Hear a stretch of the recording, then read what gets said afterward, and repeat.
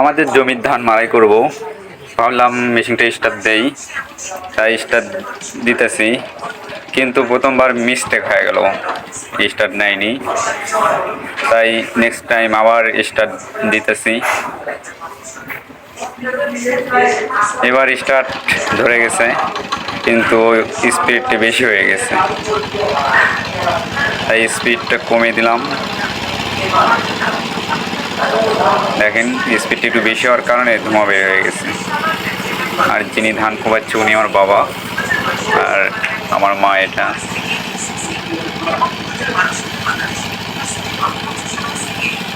আমাদের জমির ধান আমরা এইভাবে মাড়াই করে থাকি মেশিনের দ্বারাই। আমি ধান নিলাম, মেশিনে মাড়াই করতেছি। আমার মা পরিষ্কার করতেছে, ধানগুলো এক জায়গায় করতেছে সব। আমি আর আমার বাবা সহ ধান মাড়াই করতেছি।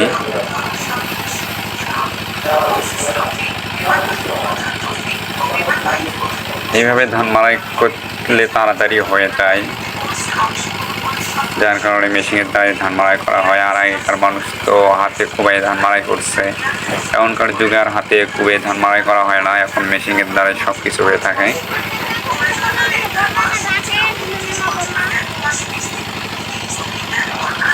তাই ভাবলাম যে ধান মাড়াই করতে হবে, তাই সকালে উঠলাম, উঠে ধানের মেশিনটা নিয়ে আসলাম মাড়াই করার জন্য। নিয়ে এসে সেট করে ধান মাড়াই করতেছি এখন।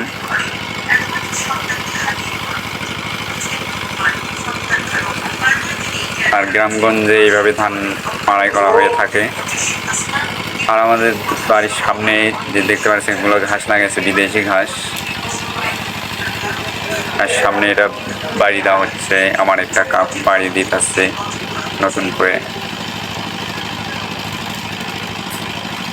আর মেশিনে একটু ভোল্ট বেশি হওয়ার কারণে একটু কমিয়ে দিলাম ভোল্ট, যাতে আরও ভালোভাবে ধান মাড়াই করতে পারি, তাই একটু কমিয়ে দিলাম।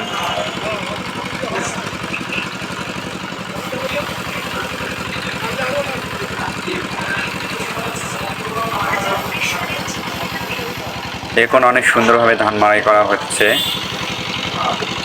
ভোল্টটা একটু কমিয়ে দিয়েছি, স্পিডটা একটু কমিয়ে দিয়েছি মেশিনের।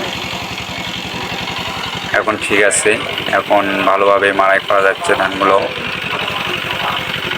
আর এটা আমার বাড়ির সামনে দেখতে পাচ্ছেন,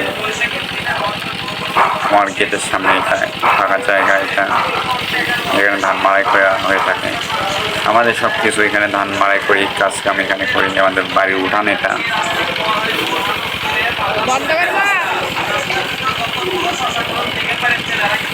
আর যিনি আমার সাথে ধান মাড়াই করতেছে উনি আমার বাবা।